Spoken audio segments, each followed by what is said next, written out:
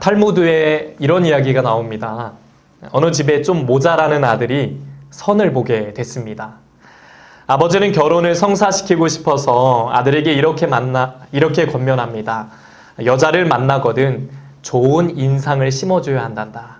좋은 인상을 심어주려면 가장 먼저 사랑 이야기, 그리고 가족 이야기, 그리고 철학 이야기로 맞춰야 한다라고 이렇게 권면을 했어요. 아버지의 말을 듣고 아들이 결혼 상대자를 만나러 갔습니다. 이 아들이 여자를 만나고 조금 떨리는 목소리로 아버지의 말씀을 떠올리면서 이렇게 말했습니다. 맨 처음이 사랑 이야기였잖아요. 이렇게 물어요. 당신은 국수를 사랑하시나요? 라고 물어요. 당신은 국수를 사랑하시나요? 이 여자가 내가 국수를 좋아하지 않을 이유가 있나요? 그리고 다음 질문이 이제 가족 이야기였죠. 남자가 말해요. 당신에게 오빠가 있습니까? 오빠는 없어요. 마지막엔 철학 이야기였죠. 만약에 당신에게 오빠가 있다면 국수를 얼마나 사랑했을까요? 라고 나름대로 철학적으로 이렇게 물어봤습니다.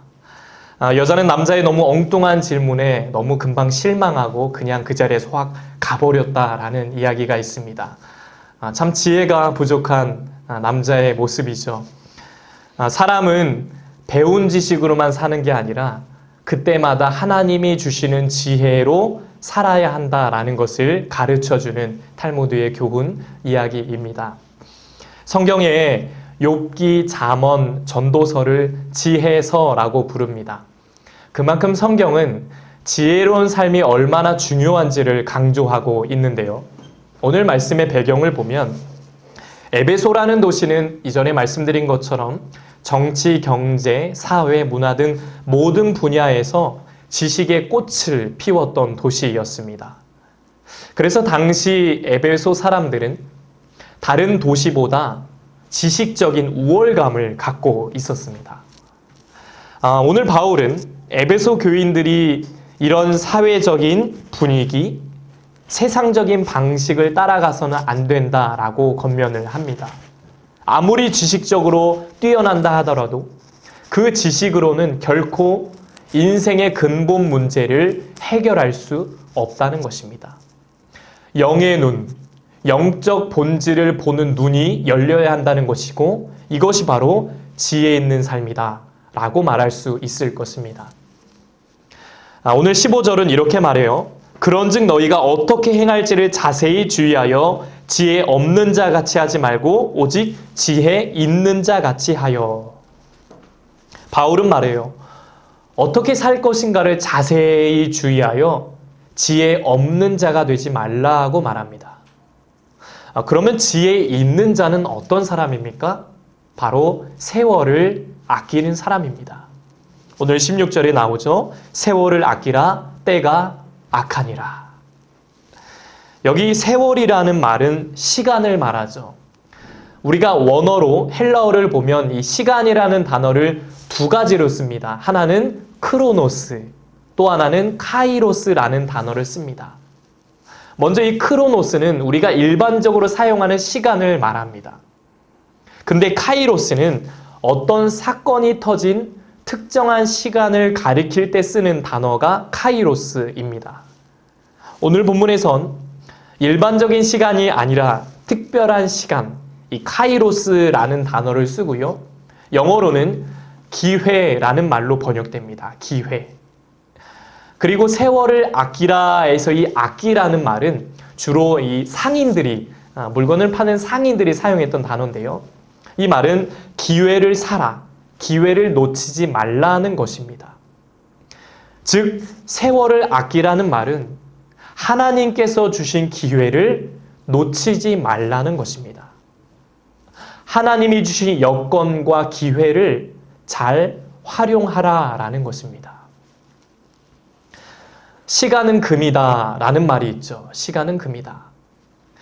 얼마 전에 한 예능 프로그램에 수학 1타 강사분이 나오셨어요.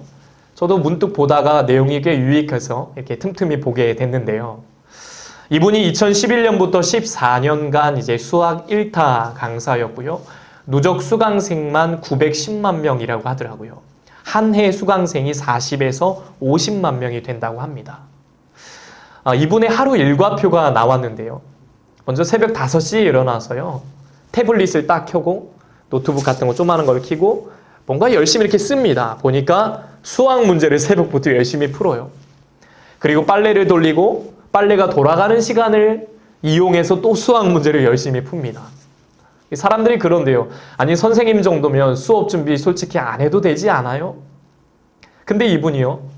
매년 수학 문제의 경향이 바뀌기 때문에 어떻게 하면 학생들이 쉽게 가르칠까? 어떻게 쉽게 이해시킬까를 연구하려고 그렇게 새벽마다 아침마다 계속 수학 문제를 푼다는 거예요.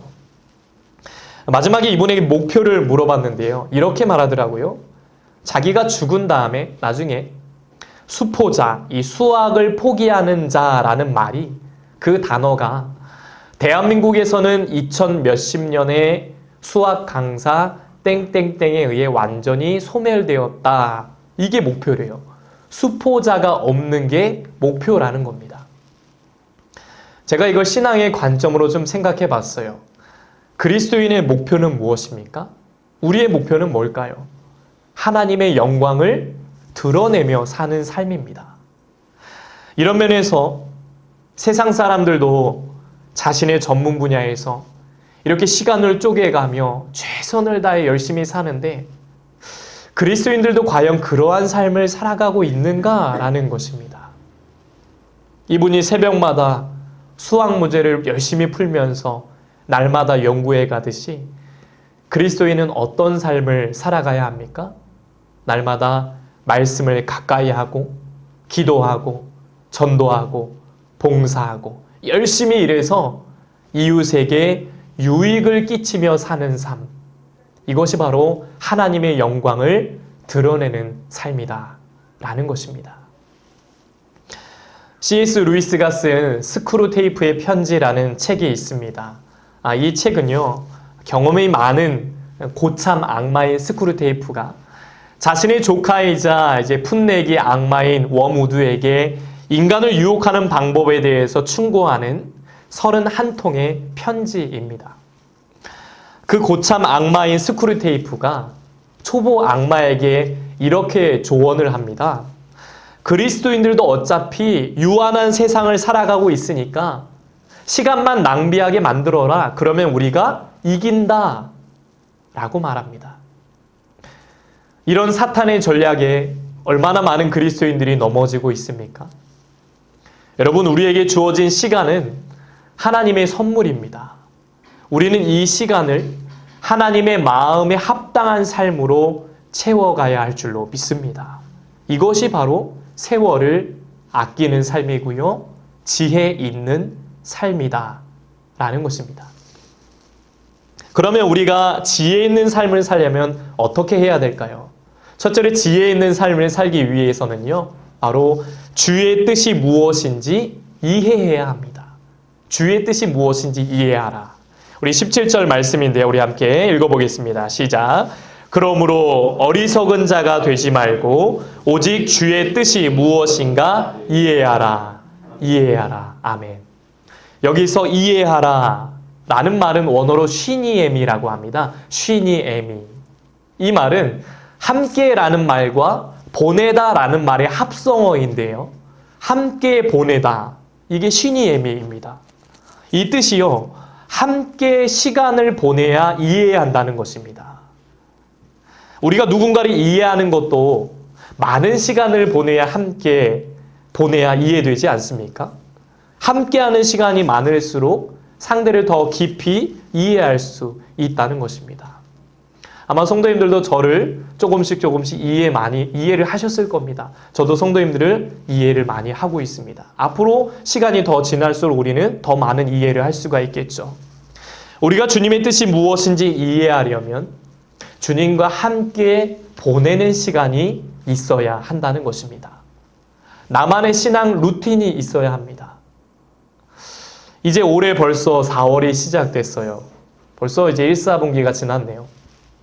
아마 연초에 나름대로 내가 올 한해 어떻게 신앙생활을 해 나가야겠다라는 어느 정도의 결단들을 하셨을 겁니다. 혹시나 잘 안 지켜진 부분이 있었다면 이제부터라도 하나님을 가까이 하는 일에 더욱 힘쓰시기를 축복합니다. 여러분 하루에 한 장이고 두 장이고 성경을 꼭 읽으시기 바랍니다. 말씀이 생명이고요. 말씀이 능력입니다. 새벽이든 출퇴근할 때든 잠잘 때든 나만의 골방에서 기도해 보시길 바랍니다. 주님의 음성이 들려질 것이고요. 아직 믿지 않는 이들에게 복음도 전해 보시기 바랍니다. 봉사하시기 바랍니다. 어떻게 하면 내가 주님을 기쁘시게 해드릴까를 늘 고민해 보시길 바랍니다. 이렇게 하나님 안에 머물러 있을 때 우리가 주님의 뜻이 어디에 있는지 알 수가 있다는 것입니다. 로마서 12장 2절 말씀이죠. 너희는 이 세대를 본받지 말고 오직 마음을 새롭게 함으로 변화를 받아 하나님의 선하시고 기뻐하시고 온전하신 뜻이 무엇인지 분별하도록 하라. 분별하도록 하라. 하나님의 뜻이 무엇인지 분별하라는 것입니다. 하나님의 뜻이 무엇인지, 이게 옳은지 저게 옳은지 분별하며 사는 삶, 이것이 바로 지혜 있는 삶이다라는 것입니다. 두 번째로 우리가 지혜 있는 삶을 살기 위해서는요, 성령의 충만함을 받으라는 것입니다. 18절 말씀입니다. 우리 함께 읽어볼게요. 시작. 술 취하지 말라. 이는 방탕한 것이니 오직 성령으로 충만함을 받으라.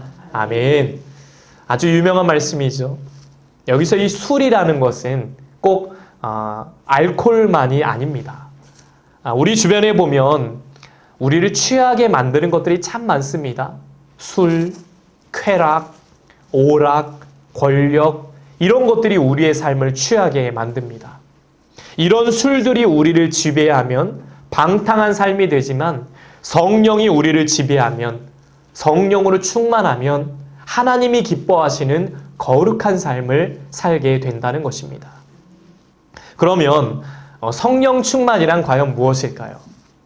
바로 성령의 완전한 지배를 받는 것입니다. 성령이 말씀하실 때, 성령이 내 마음속에서 내가 말씀을 읽을 때, 내게 말씀하실 때 아멘 하고 철저하게 순종하는 것입니다. 우리가 기억할 것은 성령 충만은 감정 충만이 아니라는 것입니다. 부흥회를 많이 참석한다거나 박수를 빨리 치거나 세게 치거나 어떤 데 마음이 감정이 뜨거워지는 게 성령 충만이 아니라는 거예요. 쉽게 말해서 성령 충만은 말씀 충만하고 기도 충만하고 전도 충만하고, 즉 하나님의 말씀을 붙들고 살고 기도하면서 담대히 그 말씀을 전하며 사는 삶이라는 것입니다.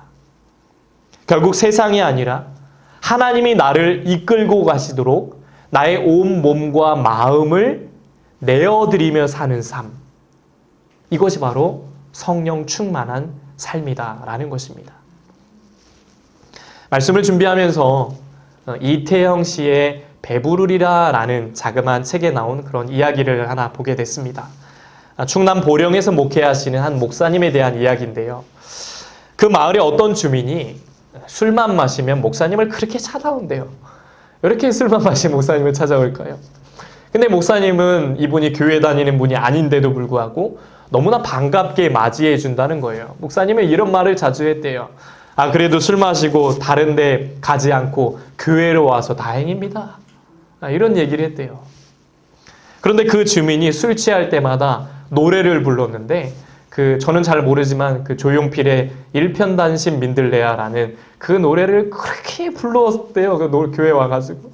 근데 더 놀라운 건 이 사람이 노래를 부를 때마다 목사님이 기타를 가져와서 그렇게 반주를 그렇게 열심히 해줬대요. 이렇게 그 노래를 부를 때마다 기타 반주까지 해줬다는 거예요. 그래서 여러분 혹시 트로트 원하시는 거 있으면 제가 기타 반주 이렇게 해드리고자 네, 그렇게 이제 노래 반주를 해줬대요. 그리고 이제 오랜 세월이 흘러서 그 주민이 예수님 믿고 변화가 되어서 그 교회 안수 집사가 되었다는 겁니다. 참 하나님의 은혜죠. 목사님이 그 사람을 있는 그대로 다 받아준 거예요. 만약에 그 사람이 술 취했다고 외면하고 막 정죄하고 율법적으로 판단했다면 변화되지 않았을 겁니다. 그러나 기타 반주까지 다 해가면서 다 비유까지 다 맞춰가면서 그렇게 그를 받아줬기 때문에 그 사람이 변화된 것이죠. 그러면서 목사님은 이런 말을 남겼습니다. 아주 마음에 확 와닿는 말인데요. 베어버리려고 생각하면 이 세상에 잡초 아닌 것이 없지요. 하지만 품으려고 하면 꽃이 아닌 것이 없지요. 베어버리려고 생각하면 이 세상에 잡초 아닌 게 없습니다. 그런데 품으려고 하면 꽃 아닌 게 없습니다. 누군가를 자꾸 베어버리려고만 하는 요즘의 현실 앞에서 주님의 마음을 가지고 품으려고 하는 자, 이런 자들을 성령 충만한 사람이다 라고 말할 수 있을 것입니다. 내 마음으로는 술 취해서 오는 사람, 술이 그렇게 해서 오는 사람 못 받아들이거든요. 내 마음으로는 안 돼요. 그런데 주님이 마음을 주셨기 때문에 가능한 것입니다. 부어주셨기 때문에 가능하다는 겁니다.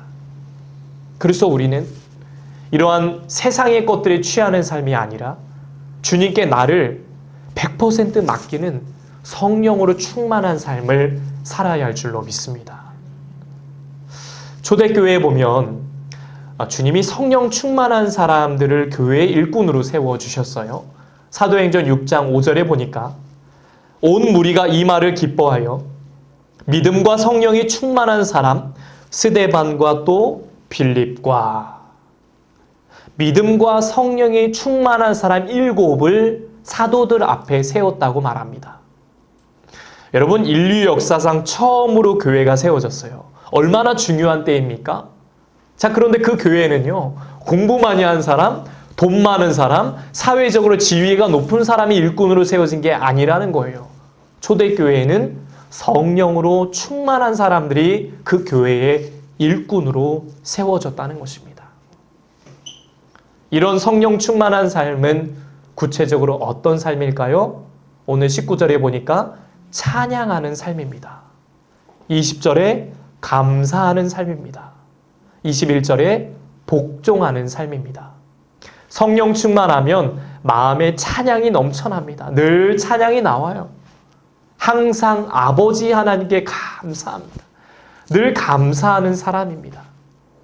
또 서로가 서로에게 순종을 합니다. 나보다 남을 낮게 여긴다는 것입니다. 이전에는 내가 하고 싶은 대로 살았는데 성령 충만하니까 하나님의 뜻대로 살고 싶은 거예요. 말씀대로 살고 싶어지고, 기도하고 싶어지고, 전도하고 싶어지고, 봉사하고 싶어지고, 사랑하고 싶어지고, 감사하고 싶어지고 있는 그런 마음, 이런 성령 충만한 모습들이 우리 삶 속에서 하나둘씩 나타난다면 주님이 얼마나 기뻐하시겠습니까? 초대교회처럼 하나님이 말씀하시는 대로 또 성령이 이끄시는 대로 따라가는 성령 충만한 교회가 우리 씨앗교회가 되길 간절히 축복합니다. 성령 충만한 일꾼들이 저와 여러분 되시길 간절히 축복합니다. 이것이 이 시대의 지혜 있는 삶이라는 것입니다. 여러분, 그리스도인은 어떤 사람입니까? 그리스도인은 믿는 대로 사는 사람입니다. 기독교는 믿는 것과 사는 것이 달라질 때 위기가 옵니다. 진정한 기독교의 부흥은 언제 일어날까요? 믿는 대로 살 때입니다. 믿는 것과 사는 것이 일치할 때입니다. 그리스도인으로서 우리가 스스로에게 끊임없이 던져야 하는 질문은 나는 과연 믿는 대로 살고 있는가? 말씀을 믿는 대로 살아가고 있는가? 라는 겁니다. 이 질문이, 이 고민이 우리의 믿음을 견고하게 만듭니다. 목회자는 설교하는 대로 살아가야 합니다. 그래서 저는 늘 두렵고 떨리는 마음으로 이 강단에 서고 있습니다. 이전에는 안 그랬는데 이렇게 담임 목회를 하면서 늘 마음이 내가 이렇게 살아가야 하는데 라는 부담감과 두려움과 한편으로는 영광스러운 그런 여러 가지의 감정들이 있습니다. 성도들은 말씀을 읽는 대로 살아가야 합니다. 우리가 완벽하게 살지는 못하지만 그럼에도 그렇게 살려고 애쓰고 몸부림치고 애통하고 회개할 때 진정한 변화, 진정한 부흥이 오는 것입니다. 물론 이 세상엔 말씀대로 살지 못하게 하는 여러 요인들이 있습니다. 그러나 이걸 뚫고 나가서 말씀대로 살려고 하고 기도하고 주의 뜻을 구하고자 애쓸 때, 나에게 그런 액션이 있을 때 삶의 변화, 부흥이 일어나는 것입니다. 영적인 역사들이 나타나는 것입니다. 이렇게 말씀대로 살고 순종하며 사는 사람을 성경은 지혜 있는 자다라고 말합니다. 우리에게 이런 지혜가 임하기를 축복합니다. 지혜 있는 자는 세월을 아끼며 주의 뜻이 무엇인지 분별하며 살아갑니다. 지혜 있는 자는요, 성령으로 충만함을 받으며 살아갑니다. 여러분, 성령의 인도함을 받으시길 바랍니다. 성령으로 충만해서 내 인생을 100% 성령께 맡기며 살아가시길 바랍니다. 놀라운 삶의 열매들이 맺어질 것입니다. 그 주인공이 저와 여러분 되시길 간절히 축복합니다. 미국의 무디 목사님과 함께 미국의 부흥운동을 주도했던 토레이 목사님이 매일 아침마다 하나님께 이런 기도를 드렸습니다. 우리 기도문 잠깐 볼까요? 하나님, 성령 충만하게 도와주십시오. 왜냐하면 성령 충만하지 않으면 오늘 하루 나는 너무나 쉽게 흔들릴 수 있는 사람이기 때문입니다. 하나님, 제가 성령 충만하다고 느끼지 못할 때 함부로 말하지 않도록 도와주십시오. 성령 충만하지 않을 때 말하면 실언이 되기 쉽고 사람들에게 상처를 주기 쉽기 때문입니다. 하나님, 제가 성령 충만하지 않을 때 제 인생에 중요한 결정을 하지 않도록 도와주십시오.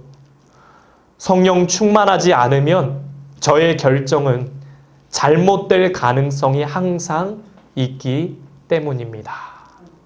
아멘. 성령 충만할 때 성령의 지혜가 임합니다. 잘 아시는 아브라함 링컨이 이런 말을 남겼습니다. 나는 어려울 때마다 무릎 꿇고 기도한다. 그러면 신기하게도 내가 알지 못했던 지혜가 떠오른다. 나는 어려울 때마다 무릎 꿇고 기도한다. 그러면 신기하게도 내가 알지 못했던 지혜가 떠오른다. 성령으로 충만해서 성령의 인도함을 받으시길 바랍니다. 성령께 내 삶을 맡기시기 바랍니다. 그럴 때 성령께서 그 지혜로 우리의 길을, 저와 여러분의 갈 길을 이끌어 주실 줄로 믿습니다. 이런 성령으로 충만한 지혜 있는 자로 살아가는 저와 여러분 되시길 주님의 이름으로 간절히 축복합니다.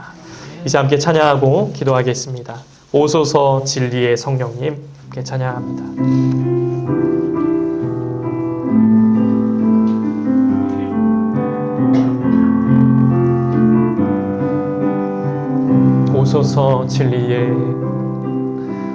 오소서 진리의 성령님, 이 땅 흔들며 임하소서. 거짓과 타며 죄악에 무너진 우리 가슴 정케 하소서. 오소서 은혜의 성령님, 오소서 은혜의 성령님, 하늘 가르고 임하소서. 거룩한 불꽃 하늘로서 임하사 타오르게 하소서. 주 영광 위에 부흥의 불길 타오르게 하소서. 진리의 말씀 이 땅 새롭게 하소서. 은혜의 강물 흐르게 하소서. 성령의 바람 이 땅 가득 불어와. 흰 옷 입은 주의 순결한 백성, 주의 영광 위에 이제 일어나 열방을 치유하며 행진하는 영광의 그 나를 주소. 부흥의 불길 타오르게, 부흥의 불길 타오르게 하소서. 진리의 말씀 이 땅 새롭게 하소서. 은혜의 강물 흐르게 하소서. 성령의 바람 이 땅 가득 불어와. 흰 옷 입은 주의 순결한 백성, 주의 영광 위에 이제 일어나 열방을 치유하며 행진하는 영광의 그 나를 주소서. 부흥의 불길 타오르게, 부흥의 불길 타오르게 하소서. 아멘. 진리의 말씀 이 땅 새롭게 하소서. 은혜의 강물이 흐르게 하소서. 은혜의 강물 흐르게 하소서. 성령의 바람 이 땅 가득 불어와. 흰 옷 입은 주의 순결한 백성, 주의 영광 위에 이제 일어나 열방을 치유하며 행진하는 영광의 그 나를 주소서. 이 시간 기도할 때 하나님, 지혜 있는 자가 되길 원합니다. 주의 뜻이 무엇인지 잘 분별하게 하여 주시옵소서. 성령 충만한 삶을 살게 하여 주옵소서. 성령이 인도함 받아서 말씀대로 살아내서 놀라운 열매를 맺는 그런 변화된 교회, 변화된 성도 제 모습이 될 수 있도록 인도하여 주옵소서. 주여 한번 외치고 통솔 함께 기도하시겠습니다. 주여, 하나님 아버지 감사합니다. 성령님 이곳에 임재하여 주옵소서. 성령의 바람이 이곳에 불게 하여 주옵소서. 하나님 오늘 말씀처럼 지혜 있는 자가 되기 원합니다. 하나님의 지혜로 살기 원합니다. 하나님 우리에게 그런 지혜를 더하여 주옵소서. 주님의 뜻이 무엇입니까? 나를 향한 주님의 뜻이, 우리의 가정을 향한, 우리 교회를 향한 주님의 뜻이 무엇인지 잘 분별할 수 있는 지혜와 은혜를 더하여 주시옵소서. 영적인 눈을 열어 주옵소서. 영의 본질을 보는 눈이 열게 하여 주옵소서. 이게 주님의 뜻인지 저것이 주님의 뜻인지 분별할 수 은혜를 더하여 주시옵소서. 성령 충만한 삶을 살게 하여 주옵소서. 말씀대로 살아내서 놀라운 삶의 변화가 열매가 맺어지게 하여 주옵소서. 하나님 이 도레이 목사님의 기도처럼 우리가 성령 충만하지 않을 때 인생의 중요한 결정을 하지 않도록 도와주십시오. 성령 충만하지 않으면 저의 결정은 잘못될 가능성이 있기 때문입니다. 내가 성령 충만하지 않을 때 함부로 말하지 않도록 도와주십시오. 남에게 상처를 주지 않게 하여 주시옵소서. 성령 충만하지 않을 때 하나님 내가 너무나도 쉽게 흔들립니다. 날마다 성령이 인도하여 주옵소서. 성령이 우리 삶 가운데, 우리 가정 가운데, 우리 일터 가운데, 우리 교회 가운데 찾아오셔서 성령의 바람이 불게 하여 주옵소서. 성령의 바람이 불게 하소서. 성령의 바람이 불게 하소서. 우리 교회와 우리 가정과 우리 성도들의 삶 가운데, 일터 가운데 성령의 바람이 불게 하여 주옵소서. 성령의 강한 능력의 바람이 불게 하셔서 성령의 인도함 받아 살게 하여 주옵소서. 성령의 충만한 삶을 살게 하여 주옵소서. 세상의 것에 취하는 삶이 아니라 성령에 취하게 하소서. 성령으로 충만함 받아서 말씀대로 살고 싶어지고, 기도하고 싶어지고, 전도하고 싶어지고, 봉사하고 싶어지고, 감사하고 싶어지고, 사랑하고 싶어지고, 어떻게 하면 주님의 뜻을 위해서 살 수 있을까? 어떻게 하면 하나님의 영광을 드러내며 살 수 있을까? 어떻게 하면 하나님의 기쁨이 될 수 있을까를 늘 고민하며 믿는 대로 살아가는 우리의 삶이 되게 하소서. 믿는 것과 사는 것이 일치된 삶을 살게 하여 주시옵소서. 성령으로 충만한 삶을 살게 하시고, 이 한 주도 살아갈 때 성령께서 우리의 삶을 주장하여 주셔서 성령 충만함으로 온전히 나의 길 아시는 주님을 바라보면서 성령을 의지하면서 하나님 살아갈 수 있는 믿음의 성도들 다 될 수 있도록 하나님 인도하여 주시고 붙잡아 주시옵소서. 주님 도와주시옵소서.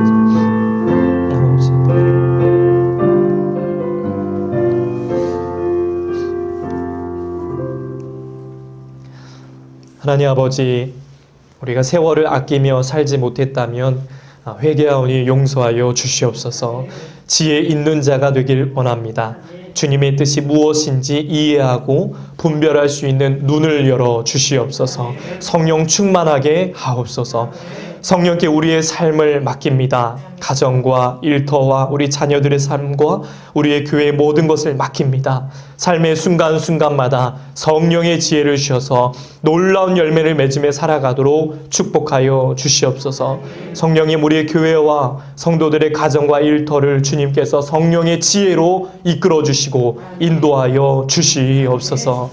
이제는 우리 주 예수 그리스도의 은혜와 하나님 아버지의 넘치는 사랑하심과 성령의 감화감동 역사, 교통하심이 성령의 인도함 받아 지혜 있는 삶으로 승리하며 살기 원하는 씨앗의 성도들과 가정과 자녀들과 일터 위에 이제부터 영원토록 함께 하시기를 간절히 축원하옵나이다. 아멘.